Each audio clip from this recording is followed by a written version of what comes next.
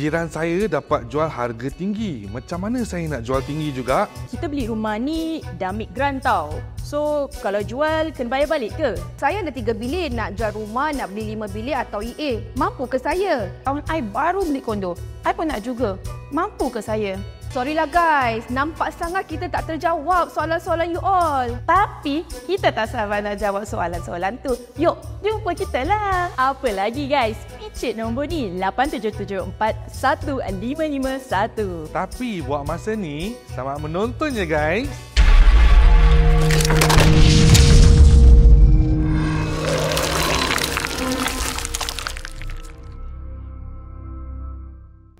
Hai, Assalamualaikum semuanya. Kita jumpa lagi dalam Puaka dan kita harap you all yang mungkin tengah sakit sekarang ni sambil menonton Puaka, terima kasih banyak. Semoga you all diberi kesihatan gitu. Amin.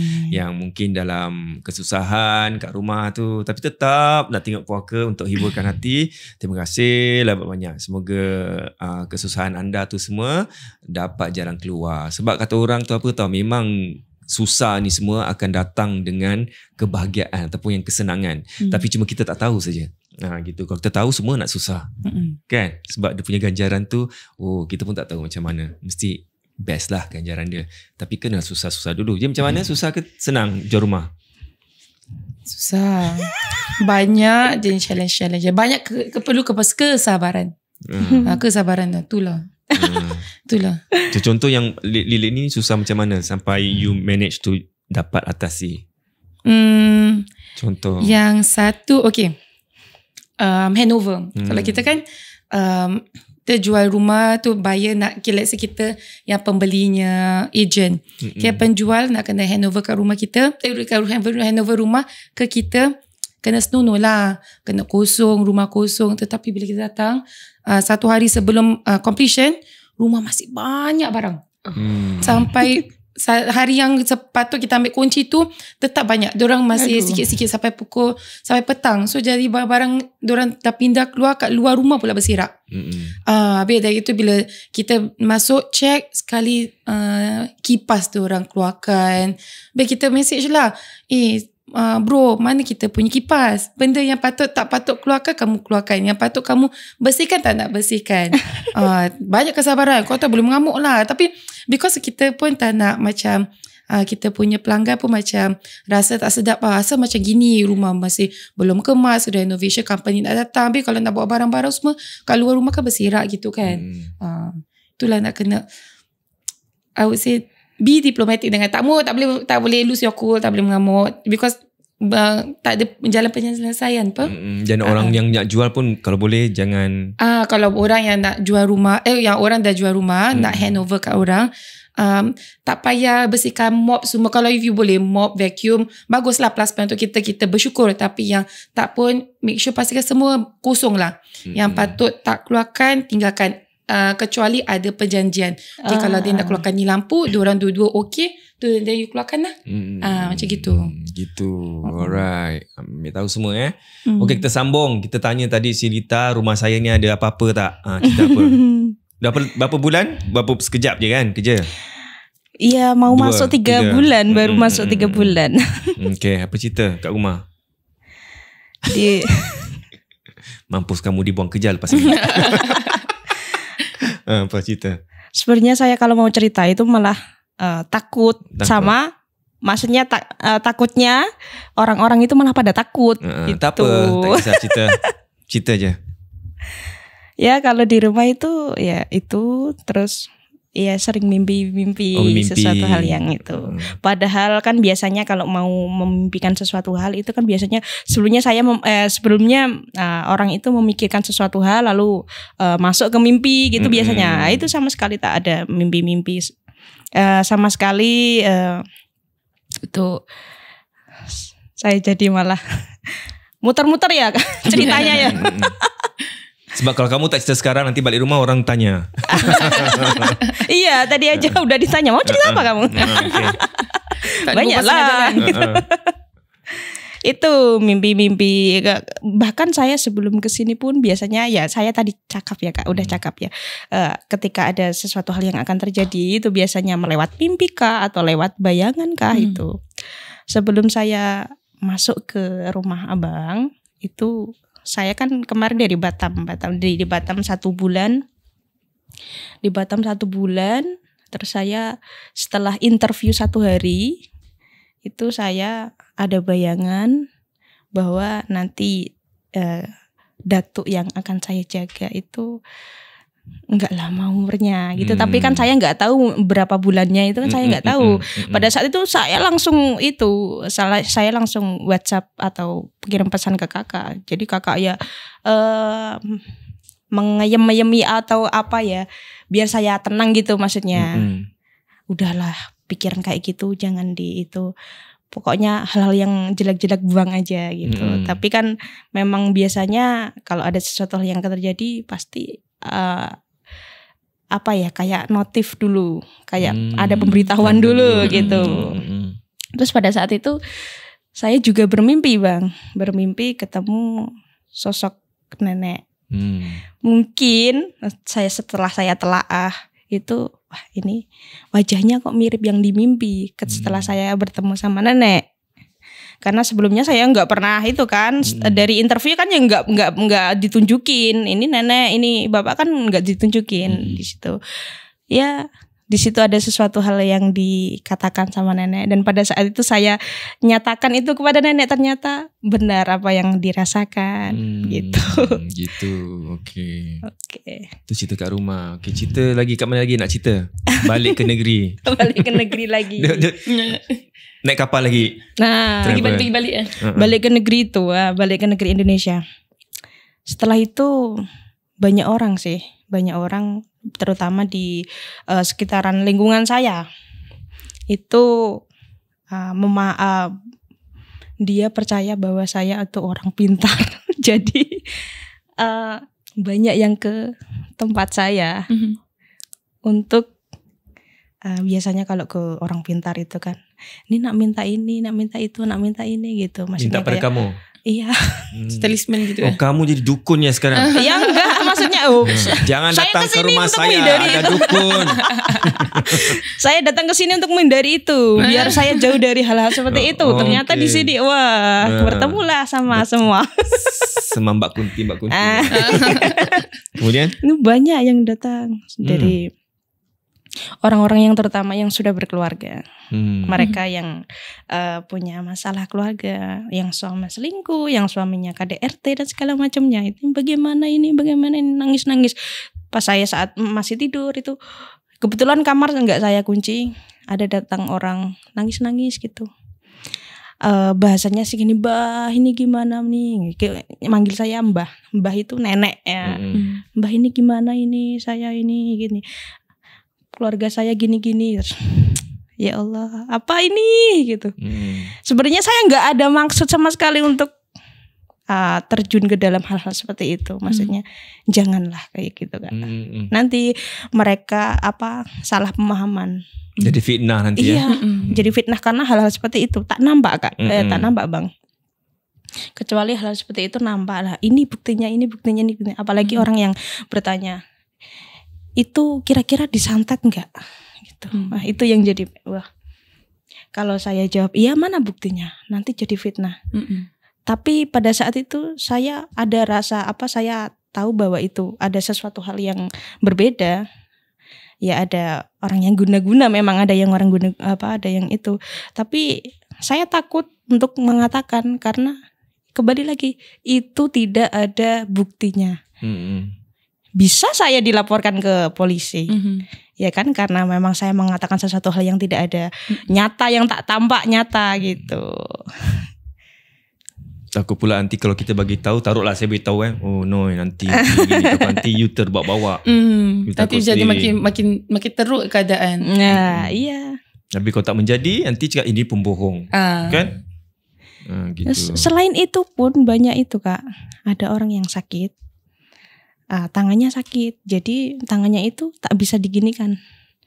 Lah kebetulan entah itu ya kan, saya hanya mohon ya Allah, jika engkau menghendaki, jika engkau meridhoi saudara hamba ini sembuh dari penyakitnya, tolong ya Allah angkatlah penyakitnya ini. Mungkin dari lewat dari saya, ya dari maksudnya dia datang ke saya lalu saya minta sama Allah, jika ini engkau ridhoi, ya Allah tolong angkat penyakit saudara hambamu ini.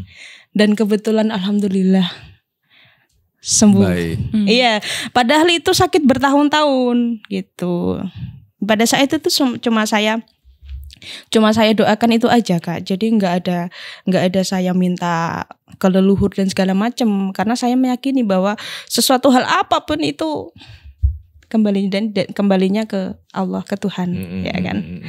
Itu jadi sampai banyak banget yang dia itu berterima kasih, ngasih uang dan segala macam, karena memang dasarnya tujuan saya itu bukan untuk mencari uang, karena itu kalau saya itu memang ditunjuk oleh Allah untuk bisa menyembuhkan itu, ya udah saya cukup membantu saja, tak perlu itu dijadikan uang, dijadikan bahan penghasilan. Itu malah dosa kan. Iya, itu sampai saya dikasihkan uang ini sebagai tanda terima kasih. Semoga saya sembuhnya itu terus menerus sembuh, maksudnya enggak kambuh-kambuh lagi gitu. Alhamdulillah enggak kambuh-kambuh lagi. Beberapa hari setelah itu uangnya saya tolak. Ya kan, saya itu dulu ini saya terima, tapi saya kembalikan lagi, kasih ke orang yang lebih membutuhkan. Dengan bersedekah kan biasanya maksudnya kayak penyakit itu juga bisa itu Kak, jadi obatnya kan. Itu beberapa hari setelah itu hujan-hujan malam dikirimi saya itu orang tua saya kan petani, dikirimi kayak mes itu ya, obat buat itu loh, tanaman itu Kak, satu itu karung itu dikirimkan ke rumah saya. Pada saat itu kan malam hujan-hujan, ya masa saya tolak. Pada saat itu kan berat-berat kan ya, terpaksa diterima. Dan sebenarnya masih banyak lagi orang-orang yang datang gitu. Kak, Mbak ini sakit, ininya saya sakit. Terus ada lagi yang ini sebenarnya suami saya itu selingkuh atau tak. Kalau selingkuh, tolong kamu bacain doa, terus minta itu air. Ya gimana lagi, mau nolak ada beberapa orang yang sudah saya terima. Kalau mau nolak kan nanti pilih-pilih gitu. Ya, pada akhirnya mau tidak mau saya itu, dan pada saat itu memang orang tua saya mendukung. Tapi sebenarnya di hati itu janganlah. Kalau bisa kelebihan seperti itu dijadikan diganti dengan kelebihan badan saya yang maksudnya diberi kesehatan, diberi kekuatan mental dan segala macamnya biar buat kerja. Jadi kan lebih halal lah gitu. Maksudnya ada keringat kita yang itu. Ada hasilnya. Lain. Iyalah, nanti malah jadikan bisnis kayak gitu. Betul. Banyak orang-orang, saya sebutkan orang-orang di Indonesia banyak hal seperti itu. Orang yang belum benar-benar tahu, dia mengaku bahwa dia itu tahu, bahwa dia itu bisa menangani hal-hal seperti itu, malah dijadikan bisnis. Dan banyak sekali orang-orang seperti itu terbongkar. Yang pada akhirnya mereka memeras orang-orang yang sedang kesusahan itu. Dia datang ke situ minta pertolongan itu karena dia butuh, karena dia misal diberi diberi kelancaran rezeki, karena rezekinya itu sedang nggak baik-baik saja misalnya. Itu tapi malah dia ngasih anggaran, maksudnya kamu harus keluarkan uang segini. Nanti kamu lepas ini dari sini pasti rezekimu lancar, pasti rezekimu nanti melimpah gitu. Orang itu datang ke sini itu kan karena dia kesusahan dalam keuangannya. Kenapa dimanfaatkan seperti itu? Ya kan Kak? Ada tak pernah nampak macam kesurupan yang teruk, yang kesurupan yang yang ngeri? Yang ngeri. Yang pernah nampak? Kalau yang paling ngeri itu ya pas pertama kali itu, karena saya benar-benar bingung, benar-benar apa sih sebenarnya yang tak terjadi gitu.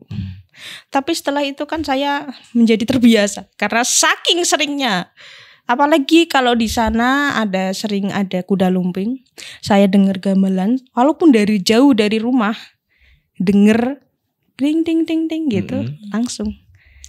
Kamu kena rasa? Langsung saya pingsan. Itu. Jadi wah, ini gimana ini? Maksudnya bisa sembuh, bisa itu butuh waktu, Bang, Kak. Butuh waktu beberapa tahun. Pada saat itu kan dari 2012 saya bisa benar-benar sembuh total, tak ada satupun kerasukan. Itu 2021 baru bisa sembuh total. Tapi untuk maksudnya kalau ada sesuatu hal yang mistis, sesuatu hal yang akan terjadi itu masih sampai sekarang. Itu. Gitu. Kan? Jadi ya. Iyalah. Ada tak pernah macam orang cuba-cuba santet kamu? Ada. Saya merasakan. Saya punya warung. Tahu kan warung Kak? Kedai. Warung tahu kedai. Iya kan bahasa Jawa takutnya nggak tahu. Tahu. Ada yang biasanya tak ada sama sekali, tak ada ular. Itu ada ular datang. Ularnya ular weling. Ular apa? Ular weling. Di mana ular weling itu dipercayai sebagai pertanda. Ular weling. Iya, weling. Warnanya? Warnanya itu kayak zebra itu. Zebra. Iya. Putih hitam Putih hitam. Tapi itu bukan putih tapi kuning. Kuning hitam. Oh, kuning gitu. hitam. Okay. Ada ular weling itu. You cari apa tuh? Ular ini. Yellow black snake. The type yellow black snake. Putih sponsor. Yellow black snake. Langsung dicari. Ular ring. Nanti yellow black. Okay. Oh, namanya Indonesia panggil ular weling. Weling. Enggak pakai R, weling. Tak pakai R, weling. WELING kayaknya. Ada kan? Iya, itu. Itu beberapa hari langsung perasaannya nggak enak terus. Lepas itu ada, ya karena saya itu orangnya nggak, pokoknya jangan seuzon dulu. Kalaupun ini iya benar kiriman orang, pasrahkan sama Allah. Dah gitu. Karena jujur saya nggak pernah ke dukun atau nggak pernah ke itu nanyain sesuatu hal yang itu. Karena terkadang kan saya sendiri peka terhadap hal seperti itu dan nggak perlu rasanya. Pas udah pasrahin sama Allah aja gitu. Itu masih ada lagi, bukan hanya ular aja. Itu segerombol tanah. Nggak tahu itu tanah apa. Biasanya sih tanah makam biasanya yang dijadikan kubur. Tanah kubur biasanya yang dijadikan hal seperti itu. Dijadikan sesuatu hal yang kalau mau berbuat keburukan, kejahatan itu biasanya pakai itu, apalagi orang yang berdagang. Banyak warung-warung yang pada akhirnya tutup karena ada satu hari ada beberapa orang yang, loh Kak kok warungnya tutup gitu, WA saya. Pada saat itu warungnya buka, lampunya terang benderang, kok warungnya tutup gitu. Padahal ya kan alhamdulillah warung saya itu jarang sepi. Ramai terus, jarang sepi. Oh, jadi orang hantar buat untuk kaburkan nampak. Ya mau percaya nggak percaya itu terjadi. Di Singapura gitu. Sini pun ada. Saya kira Singapura kan negara maju, saya kira tidak ada hal-hal seperti itu. Ternyata masih ada. Masih sampai sekarang. Sebab pasal penyakit ain. Orang semua tak jalan seperti merah kan. Tak boleh nampak orang lagi maju. Iya. Tak kira cuma di daerah saya, maksudnya di Indo aja. Banyak hal seperti itu ya kan. Malaysia pun mana-mana semua. Masih aktif. Masih aktif hal seperti itu. Ya namanya manusia ya. Gak ada yang maksudnya karakternya berbeda-beda. Ada yang kayak gitu. Mainnya lewat hal-hal yang seperti itu kan tak tampak.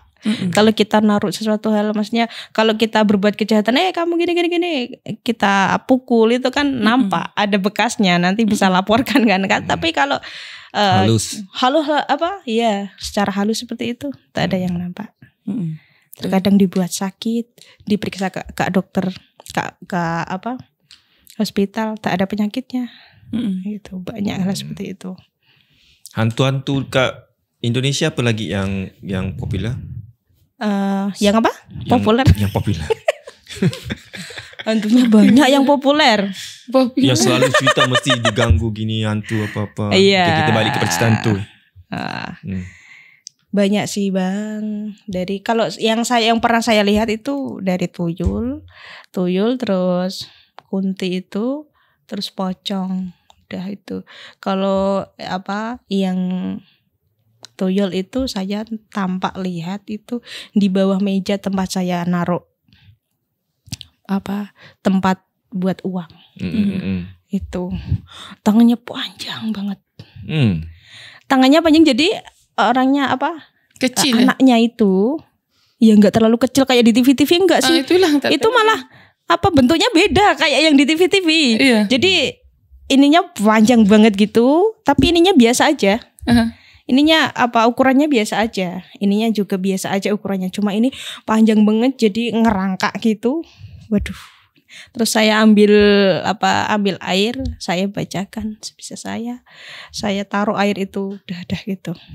Saya bilang ke ibu, "Bu, saya lihat ini gitu." Pada saat itu kan ya lagi ramai warung. Pada saat itu juga saya beberapa profesi saya memang itu jadi pedagang. Jadi berdagang apapun di situ juga ada cerita hal-hal yang mistis juga. Warnanya kenapa warna kulit toyol tuh? Selalunya cakap hijau. Tak hijau. Habis ini? Ini coklat tapi coklatnya itu enggak begitu. Iya, gelap gitu. Jadi panjang banget gitu, merangkak-rangkak gitu. Tengok kulit tu. Macam gini. Tak tahu kat situ tadi. Ini pasal letak ni. Tapi katanya kepala buta tak. Kalau kecil, kepala buta, hijau. Kepalanya itu saya tengok itu malah kecil banget Kak. Jadi Kepalanya beda ukurannya. Jadi ininya biasa kayak anak kecil biasa, tapi ini panjang sekali. Terus ininya kecil. Botak tapi kecil sangat itu. Ada tak macam di sana bagi tahu kalau nak tahu orang tu pelihara toyol, orang tu bagaimana bentuknya? Macam orang tu macam mana karakternya? Sebab kalau kat Singapura orang cakap kalau you jalan tangan kat belakang, sama aja you sih. sedang dokong toyol. Sama itu. Oh sama? Sama seperti di Indo. Cuman iya. Iya biasanya gitu kan. Terus kalau itu biasanya beda lah auranya. Kalau saya sendiri pribadi memandang orang beda auranya. Tapi entah dari sudut pandang orang-orang lain nggak tahu. Tapi kalau saya nampak orang itu ada sesuatu hal, pasti beda auranya gitu. Auranya lain. Auranya lain gitu. Kalau sekarang kebelakangan ni kan ada Singapura kan ada Hungry Ghost. Hungry Ghost tu bulan hantu. Cina ya. Makan-makan tu kan. Kamu nampak jalan-jalan nampak? Nampak lewat mimpi. Mimpi. Baru aja 2 hari yang lalu. Jadi di situ bahkan kemarin saya gambar. Jadi setelah saya mimpi itu kalau nggak saya gambar saya ceritain ke kakak. Kamu draw? Gambar tapi jelek gambarannya. Cuma saya ingin itu. Jadi di suatu tempat kayak gini itu gelap. Jadi kayak macam menjelang maghrib. Mau menjelang maghrib itu kan setengahnya gelap, setengahnya agak ada cahaya lah gitu. Di situ ada seperti anak kecil tapi banyak banget anak kecilnya. Pakai yang orang biasa orang Cina pakai. Cheongsam. Baju merah. Ya. Apa? Kayak rok sampai sini gitu loh. Tapi di situ saya tidak nampak kaki-kaki nempel di situ, nggak nampak. Dia berterbangan gitu. Tapi di situ tak ada menyampaikan sesuatu hal apa gitu, tak ada. Cuma saya nampak itu banyak. Terus bukan laki-laki itu kayak budak-budak perempuan semua itu di situ. Jadi berterbangan di situ. Itu. Kamu percaya ya kalau Hungry Ghost memang ada hantu? Hungry Ghost bulan hantu Cina memang ada. Lebih banyak katanya, lebih banyak daripada bulan-bulan biasa katanya. Memang banyak. Hmm. Banyak.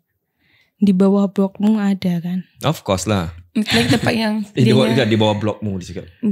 Hah? Blokmu. Iyalah. Ya. Ada tempat yang makanan-makanan diorang hidangkan tu kan. Iyalah. Saja Kat my block tu ada patung datuk-datuk semua. Okay. Of course lah. Oh. My block ada orang tangkal. My block kan apa tadi? Kira kan spot lah. Hotspot. Di bawah blok ada ya? Apa? Seperti apa? Badannya besar itu. Mm-mm. Warna kulitnya itu coklat kehitaman. Mm-mm. Serem bacanya. Seram ya? Dia di blok di bagian mana dia? Di dekat lift. Dekat lift. Lift biasa naik di situ. Tempat itu biasanya kalau ada sesuatu hal yang mistis itu biasanya ada aura-auranya kan. Aura-aura suramnya gitu. Dan terasa. Kalau ada itu pasti nanti apa gitu. Bulu rumah. Gitu. Apa lagi yang nak tanya? Ni gue tak pernah rasa. Tak apa. Tak. Benda I nampak. berbekalkan dengan ayat-ayat. Alhamdulillah. I think benda tu nampak pun takut juga. Alamak. Avoid lah. Bopeng tu lah. Ketawa besar nampak. Beda je. Okay, cerita seterusnya ada. Cerita seterusnya yang mana ya? Yang paling seram sekali. Yang seram-seram mungkin nampak dulu Kak ya. terbangan. Kembali lagi ke itu ya Kak, yang saya kerasukan itu. Itu konon katanya keluarga besar saya itu adalah leluhur saya. Itu kan kalau orang Indonesia mempercayai setiap orang itu pasti ada yang momong itu bisa dikatakan kayak menjaga gitu. Itu katanya leluhur saya. Leluhur saya itu kata nenek saya itu orang yang maksudnya bukan orang biasa gitu. Jadi sampai saat ini pun nenek saya ada semacam kayak keris benda-benda yang dahulu gitu. Karena nenek saya itu juga ya yang namanya orang dulu ya Kak. Sama ni macam saka tak? Macam saka. Saka. Saka itu daripada leluhur lah yang selalu akan turun-temurun ada benda gaib. Iya itu tapi mungkin itu stop di nenek saya karena anak dan cucunya semua tak ada yang mau. Kan banyak masih ada tombak, masih ada kerisnya kecil-kecil, keris yang panjang-panjang ada semua. Itu macam pusaka-pusaka lah, tangkal-tangkal gitu kan. Itu. Karena orang dulu kan banyak ya yang masih percaya itu. Jadi dan sekarang dilanjutkan oleh sepupu saya. Jadi sepupu saya sering kesurupan, sering kerasukan seperti itu. Karena jujur ada keluarga yang nggak percaya apa sih itu dibuat-buat itu apa gitu. Orang yang nggak percaya. Karena dulunya saya nggak percaya terus dikasih ini kamu dikasih ini apa dikasih saya dikasih kerasukan akhirnya saya percaya. Ya seperti itu.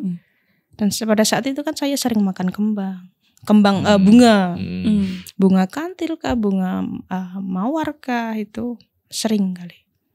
Makan telur mentah gitu, sering sekali. Sekarang dilanjutkan oleh sepupu saya. Jadi ketika dia kerasukan, manggil saya ditelepon.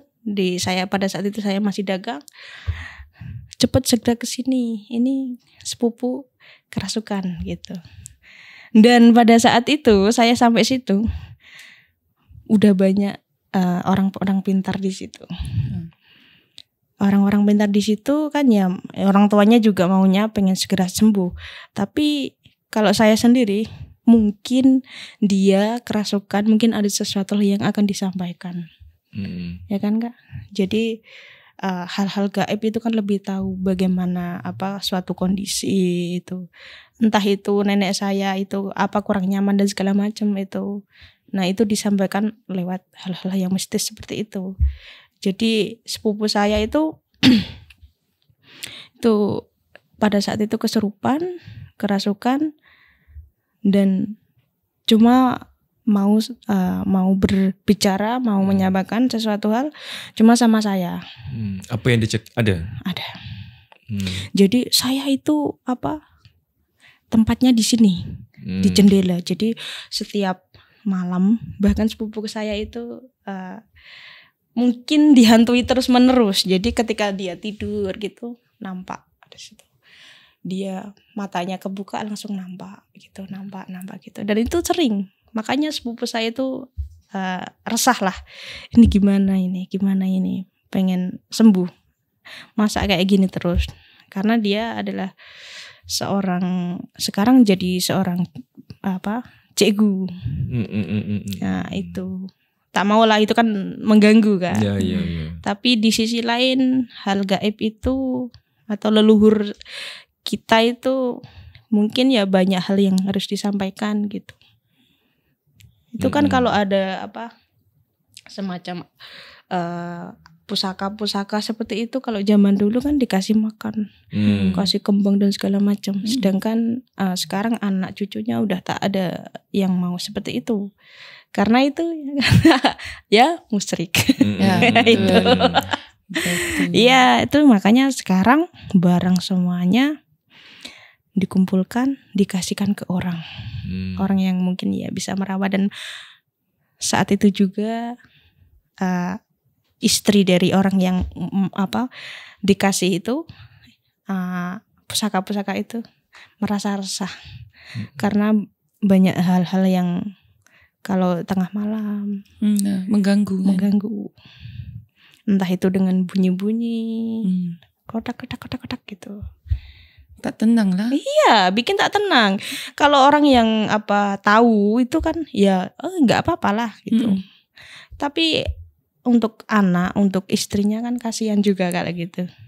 Ya kalau menurut saya sih sebaiknya dibuang lah. Betul. Karena nanti dampaknya kalau dirawat orang lain, dampaknya ke keluarga juga kasihan. Itu. Umur nenek saya itu 100, sekarang mungkin 130. Wah, 130. Tua sekali. Tak masuk Guinness Itulah. Dia itu masih nyusur tahu. Sentil. Yang merah tu kan? Iya, tembakau sama itu daun sirih itu. Sentil lah. Sini panggil sentil. Sentil lah. Masih makan tu ya? Ya masih makan itu, giginya tinggal 2 apa 1 ya. Saking tuanya kan. 130. Iya. Itu dulunya itu katanya, dan sampai saat ini masih bisa bercerita panjang lebar. Jadi dulu itu waktu muda gini puasa selama 40 hari. Puasa yang di tengah-tengah hutan itu juga pernah itu. Di tengah-tengah hutan itu namanya puasa apa ya? Puasa yang dimana dia itu nggak boleh nampak orang. Sama sekali nggak boleh nampak orang. Jadi dia seorang di situ itu. Kalau zaman dulu kan banyak kan ilmu-ilmu seperti itu dan masih melekat dipercayai. Dan sekarang pun banyak anak muda yang mau belajar. Iya, banyak. Memang banyak. Sekarang pun mana-mana pun sekarang dah belajar, tak apa. Tapi you test kat orang lain pula. Tapi jangan guys sebab kita naik show kan, main test. Oh kita ada ilmu, sekarang aku nak test dia. Tengok jadi ke tidak. Nak tengok ilmu ni workable ke tidak, macam berjaya ke tidak. Tapi jangan tak payah test ke orang kan. Jangan nyanyi. Jangan nyanyi orang tak baik. So okay, itu saja untuk hari ni Ya mungkin itu saja. Ya itu saja. Balik di belakang bunga. Kasih makan bara. Okay, terima kasih. Kita akan susun cerita. Lepas ni habislah kat rumah, nanti banyak orang datang, urut sini, tengok sakit, tengok ada benda tak ada. Dah jadi dukun. Jadi dukun ya. Kan? Saya buat bisnes. Okay, mau berapa? $150. Bisa tu. Buat appointment. jadi manager. Jadi manager. Yang macam-macam Okey, terima kasih. Dan kepada anda di luar sana tu yang sedang sakit tu, kalau boleh nak cari tukang ubat ke ataupun cik perukia, diharapkan cari ataupun mudah-mudahan you dapat yang betul-betul lah. Sebab sekarang takut orang pula membuat ubat tapi diorang pun selitkan sesuatu. Itu yang kita khawatirkan, sebab ada yang DM tanya macam mana ni, Makin teruk, makin menjadi. So yelah, kita tak boleh salahkan perubat tu, tapi kalau you tak kenal daripada kawan rekomen tapi tengok macam ni macam je ni, dan you kena hati-hati lah. Kalau dia dah minta barang, kalau dia dah kasih benda-benda barang untuk simpan untuk tu semua, tu kirakan dah macam awas lah. Berhati-hati saja. Okay. Nak apa-apa cakap, Noi? You know have to talk. You know have. I want to talk. Okay. But I don't want to be annoying. Okay, lah. Okay, anyway. Dia dah mula. Okay lah, macam alamak, kan terjatuh kan? Kan terlanggar-langgar. Kan videographer dah marah. Okay. So, macam like Zairi cakap kita berhati-hati dengan orang. At the same time, kalau kita selit lah, kalau siapa nak beli rumah, jual rumah je. Do call us. And kita boleh tengok kita punya TikToknya page kalau siapa nak jual rumah. Tengok page kita buat house tour. So kita recently kita banyak rumah-rumah yang kita tengah jual. Ada interesting. Kita dah start showcasing landed private property, condo. So macam-macam kita buat. Tak, bukannya HDB aja, okay? So apa-apa you can just follow kita kat The Tech Team SG ataupun 87741551. Tu dia. Dan bagi you all yang nak beli jam, jangan lupa kat mana? Counterclockwise. Dan terima kasih. Kalau nak makan-makan, nak ajak family, bolehlah ke The Malayan Council. Terima kasih kepada semua yang sponsor kita. Dan itu saja untuk hari ini. Ingat, puaka tak kenal usia. Jangan takut pada mereka, tapi takut pada Allah SWT. Okay, good night everybody. See you next week. Pada cerita tadi, Lita dia ada kelebihan untuk merawat orang. Dan Alhamdulillah kepada Allah SWT, bersyukur kepada Allah SWT yang Allah telah berikan dia satu anugerah untuk merawat orang. Akan tetapi berbalik pada kisahnya, cara dia mendapatkan rawatan, kita maklum sajalah pada zaman kita sekarang ni, pada era kita sekarang ni, para dukun dan bomoh ni dah tak jalan dengan tongkat, dengan tengkorak dah jalan-jalan, dah tak ada dah. Pada zaman kita sekarang ni, para dukun dan bomoh, diorang pakai baju Melayu cantik, diorang pakai songkok, ada pakai selimpang kat sini. Tetapi nak bezakannya adalah bacaan seorang dukun dan bomoh tu. Perlainan sikit dengan rawatan ruqyah syariah. Tetapi nak kena faham bahawa para dukun dan bomoh juga diorang baca selawat, diorang baca surah Fatihah. Dan kalau awak telitikan dengan betul-betul bacaannya mereka tu, dalam surah Fatihah tu, depannya dia baca kuat, belakangnya dia baca kuat, tapi tengah-tengah tu dia baca pelan saja. Tu nak kena hati-hati. Kerana kita tak tahu dalam pelannya tu, diorang akan terbalikkan ayat surah Fatihah tu, atau diorang akan masukkan nama-nama makhluk jin dalam surah Fatihah tu. Tu nak kena hati-hati bila kita dapatkan rawatan daripada orang yang kita tak kenal. Kalaulah orang tu yang bacakan surah Fatihah ataupun surah-surah yang lain tu, kita minta orang tu untuk bacakan dengan lebih jelas, dengan kuat, supaya kita dapat mendengar bacaannya tu dan kita tidak akan mendatangkan fitnah kepada pesakit tersebut. Apapun kalau kita seorang pesakit, kita seorang perawat, kita seorang peruqyah dan kita nak datang merawat orang tu, kita kena faham bahawa kelebihan yang kita ada ni bukan kelebihan kita, tetapi adalah anugerah pada Allah SWT yang memberikan kita satu tanggungjawab untuk membantu masyarakat di luar sana, untuk membantu mereka yang memerlukan. Dari itu, kita jangan sombong dengan kelebihan yang kita ada. Apa pun, jangan takut pada mereka, tapi takut kepada Allah Subhanahu Wa Taala.